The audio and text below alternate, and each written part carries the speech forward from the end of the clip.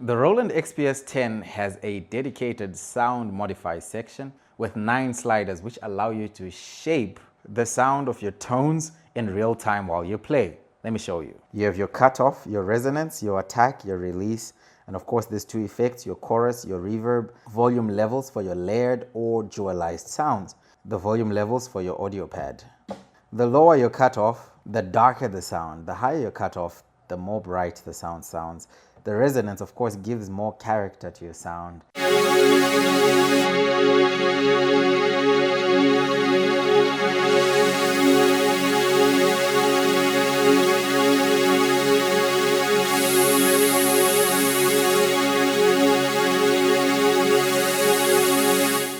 And coming to your attack and release. Your attack determines how the note begins and your release how the note ends.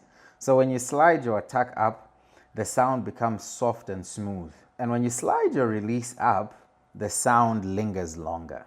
A lower attack will allow for a quick bounce back to sharp.